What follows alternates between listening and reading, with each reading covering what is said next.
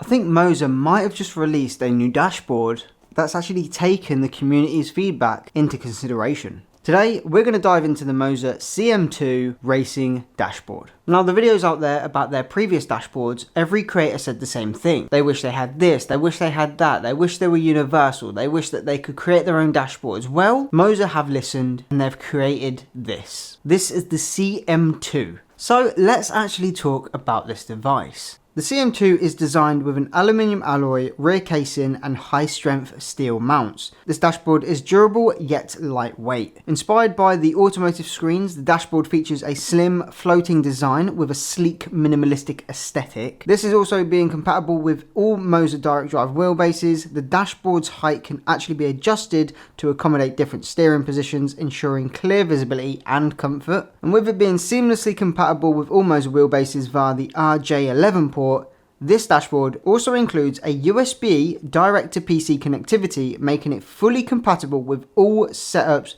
outside of the MOZA ecosystem. Now, when it comes down to performance, this thing does not give up.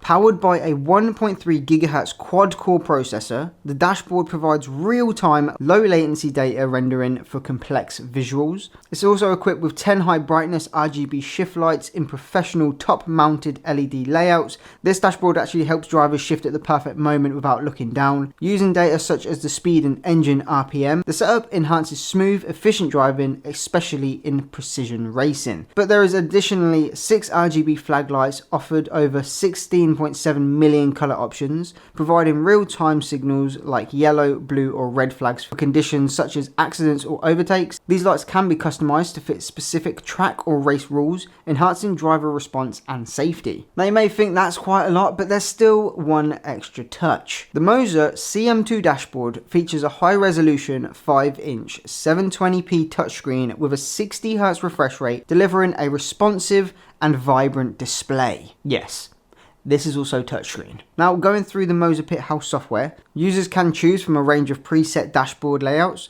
or design their own unique interfaces. The custom designs can be shared on the MOZA community platforms, enabling users to showcase their creations or download and apply designs made by others. So with all that being said, that is what people have been dying for with MOZA gear. Now, it's always been an issue of having your own UI system, because with their preset designs, there's always one that had something that you needed for another face or vice versa. So you couldn't actually have everything on one that you really enjoyed having. So you had to decide on which one to go with. Now, for me personally, I didn't think any of the designs on there were actually that good. So now it's the time to make your own and also have that bonus of using others out there. They've probably been in the sim racing space a lot longer, so they know what to put on a dashboard. Unlike me, I have no idea. I probably have revs, gears, flags, everything on there all in one when I don't need it. But I am going to try create my own in this video to show you how the software works, how to make your own and share it online. Now, obviously, another feature about this that everyone's been asking for is the fact that they weren't able to use it on any other racing sim rig, only MOZA. So now they've actually implemented the USB-C connection for PC. This means you can use it on whatever system you like. And maybe that's another reason they've added a USB-C, is because if they have other software updates like hardware inside of it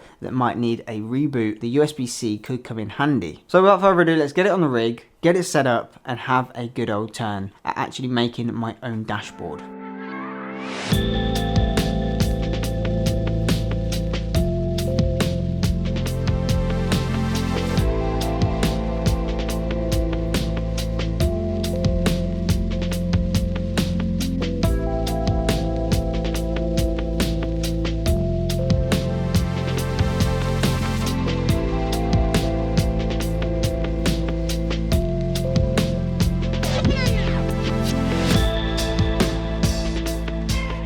Okay, so I'm in the MOZA Pit House. We are on the PC here. So I'm going to turn on the steering wheel and everything, and hopefully it all syncs up again. As I am in a beta, because this isn't actually released as of making this video. We'll get into them questions later, which will be the release date and the price. But hopefully by the time this actually comes out, it may be already released. But we're going to turn it on now.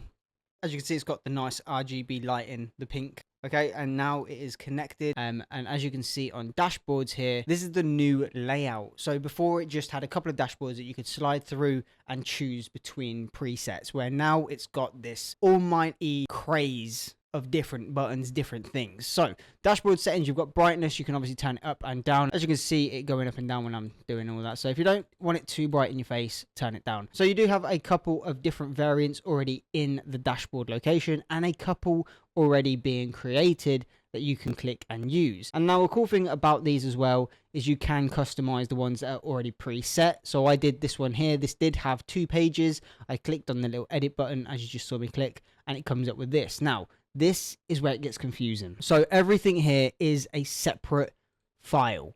So we've got here, the map alone is completely different to the background image. Then you've got yourself a background image there, but then you've got the timer there and then some text there. So it's all very much confusion. Okay, and it's a lot of settings to go through. So this is definitely going to be the place where a lot of people play around, you know, learn new things, learn that they can add random images onto a screen and just create absolute mayhem. So you can add more than one screen, so you can click here and add screen 2. And let's say if I add a dial in the middle, right in the center there, then go into file and save. Once I've saved that, I can now go over and choose this dashboard, which will come up on my screen. Now obviously I don't have a map or anything playing in the background, so it won't show the map, but if I scroll to the right, it brings up the new screen that I've just created. So it's very simple to do when you understand what you can add. So as you can see on this dashboard here, there's a lot going on, but if I go into edit, it simplifies it just slightly, you know. So basically what we've got is just all of these here on this side are text files, and then these down here are the actual add-ons that are already plugged into the software. So you go on here and you can go to dial gauge, linear gauge, circular gauge. You go to here, you've got engine with fuel pressure, fuel temperature, water temperature, and so on. Lap time, you've got tire pressures, tire temperatures, tire wear, and then fuel, which is obviously these. You've got fuel capacity, remaining fuel, remaining laps, and liters per lap. So which is good because it allows you to then understand how much you need to refill every time you play a certain map, how many times you need to go around the lap before having to refill. So it does help you in them stages. But like I said, this is a preset screen, so I can still edit it. So if I go onto screen 2 and say I didn't want this on my second screen, I wanted the map, I wanted, you know, the tire pressures that are there. I don't know how well this integrates with other games, so whether it's Truck Simulator, Dirt Rally, and things like that, I haven't tested that. I've just tested Assetto Corsa because that's like the main one that everyone plays. Let's go over to some of the other settings that you can have on here. So you've got the RPM LEDs, as you can see, are the purple ones on the top here. So when I turn them all the way or turn them off, you can change them for different reasons, and you can also change the colors. Now I've got mine from green, orange, and red. It will go green to sort of purple. It won't actually do the green, orange, red. Again, I think that depends on what game you're playing and so on. Then here is the LEDs on the side. You can't change the brightness of them, but you can turn them on and off and also change individual colors. So if I wanted white flag on, green flag on, blue flag, yellow flag, and red flag. The rest of the stuff I personally wouldn't put on, like wheel spin. I don't need to know if my traction is not working enough. Pit lane, pit limiter, things like that. You have buttons for those on the steering wheel to enable that, so you don't really need to be told that you're in pit limiter. When it comes to the flags, sometimes I can rarely see the guy on the corner flapping away, or even when it says it in my ears and says green, green, green. Sometimes I'm completely oblivious. I'm just, you know, enjoying the map. I'm in my zone, just driving around, and then next thing you know, there's a yellow flag, and I've completely missed it, and I've got a warning or a penalty or whatever it is. So to have them flashing in my face is a absolute bonus. Now moving over to the actual dashboard pit house is where people will be able to create their own and upload them. So dashboard management, as you can see here, you can reset all your dashboards back to original. So if I change any of the dashboards in the pit house here, I can go into dash management and reset them. But like I've changed this one here on the official dashboards in the device, I can reset that and it will take it back to standard, where it hopefully should go back to original. If I click it again now, there'll be this page here and also the front page, which has stuff like fuel percentage, speed, position, laps left, RPM, fuel temp, all of that good stuff on the screen there, as you can see. So that's all now set back to original. And the cool thing about this is what you can do is even just click these, just hit delete, go over to screen 1. So say you see something on here that actually you think I could do with this, like my best lap. Let's go with your best lap. You can control X to cut this and then control V to paste it, and the whole thing will come with it, and then boom, you plant it in there. Now you have a screen that's dedicated to your best lap, the map, and so on. They've thought about all these features within this software. It's just very confusing when it comes to a blank canvas. So at the top right here, you've got new. Click that and it will open up just a absolute blank canvas. You can name it. Let's call it test for now. And now that is it. I'm in my own dashboard. And now what I can do here is click image and it will open up this blank sort of box here. Don't get alarmed, you can select an image. They do actually provide you with some of their own custom images like you've seen in some of the other dashboards, but you can add your own images. You just have to drag and drop them into this folder here. But here is where you can select your colorways.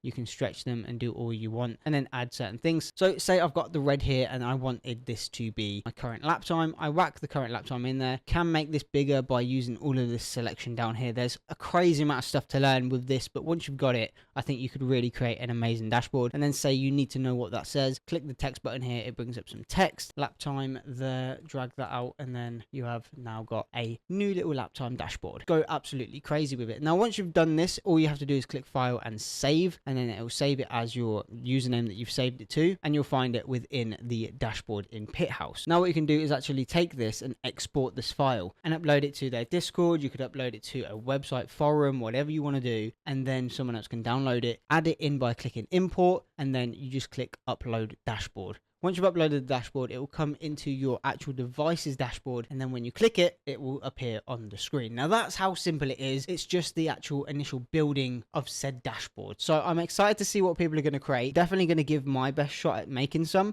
because I feel like there's some things on there for new beginners that I really think would benefit. So drifting, rally, GT, Formula 1 and so on. And I think that's where this is now going to take over the market, is the fact that so many people can create their own style, their own unique dashboards and so forth. Now the amazing thing about this as well, you can do this mid-game. You don't have to go into the MOZA Pit software to change the dashboard. You can literally just swipe up and it will change to a new screen. And obviously when you're racing, just give it some time, just swipe up, let it load up some stuff, and then it will come back and give you all of your information. You can swipe it then and swipe again and swipe again. Now, it's not always going to be perfect, don't get me wrong, because you're trying to upload data to it while it's trying to download data. It's going to get confused. So give it some time when you do change it. It's not instantly, but it is very, very quick. And when it comes down to actually putting all the inputs in game, it is very responsive and it is very low latency. So super happy with that and the build quality and so forth. But let's show off some gameplay and then we'll jump into the conclusion and the two questions that people have been asking, as when it's going to get released and how much will it cost. And then at the very end, I'll go through my conclusion of my pros and cons about this device, and then we will end the video there.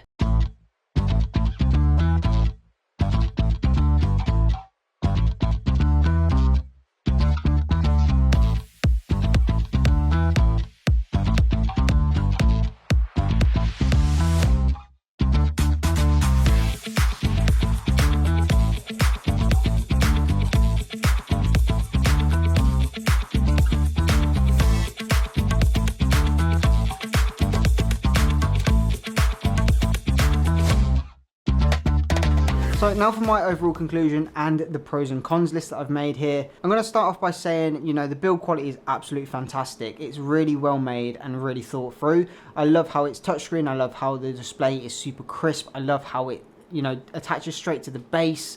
And now it being a universal device, which allows anyone to use this thing on any rig. That right there is the ultimate upgrade that they could have made, and they've done it. So let's go through my pros list real quick. So again, I've said the high res 60 Hz, absolutely beautiful display, super bright and super vibrant. The build quality made out of really amazing materials and a really good durability. So definitely we'll be able to take the heat and the shakes from the direct drive wheelbase. The low latency is a top tier thing for me. I hate it when something's so laggy that if I've changed gear, it tells me like 2 seconds later or even 1 second later. Something like that is really important. For this to be milliseconds response time is super impressive, and it is very good when you are racing a real race and you need to know exact moments in time when the yellow flags hit or your tire pressure's low, you need new tires, you need more fuel. Every second counts. The customizable UI, again, that's one thing that a lot of people have been saying they needed, they wanted, and now MOZA have delivered. And yes, there is a lot to go through on their software, maybe a little update just to sort of do a tutorial to teach people how to do it, because it took me a while to learn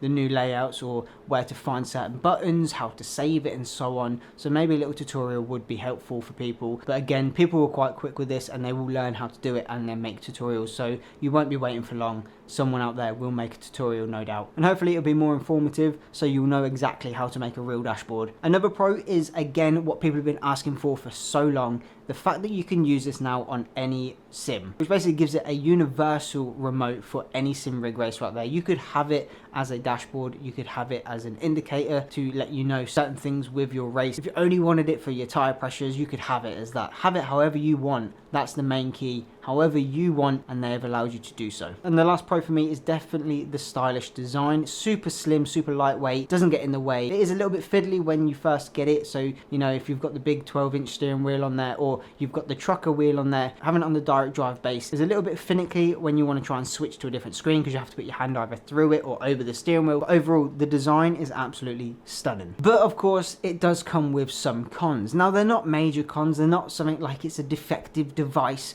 These are probably somewhat personal as well to me, but I found the touchscreen is not as responsive. Sometimes you'll try and swipe left and right. Like I said, you have to give it some time, but sometimes you'll swipe left and it will scroll down. Again, that could be a software update. It could just be a little bug at the moment, as again, I've got this before it's even been released. So this is probably actually good feedback. And again, it's not the fact the touchscreen doesn't work at all. It's just, it's very sensitive. When you swipe left, it thinks you've gone up. The second con is the software confusion. A lot of things are to be learned within this new UI, from finding the images, from finding text, from finding different screens and all of that. It's like starting OBS for the first time. You are confused and you don't know where to start. So hopefully some tutorials, like I say, will come out and get people in the rhythm of how to make your own dashboards, and then we'll be flooded with dashboards all over, and we can just download them and plug them in and just get straight into the race. And then the final con, I wouldn't really say it's a con, it's more just a question, is the fact that there is a universal device and it can go on any sim rig, but yet the stand is only made for Moza's direct drive wheelbases. It goes straight onto the R5,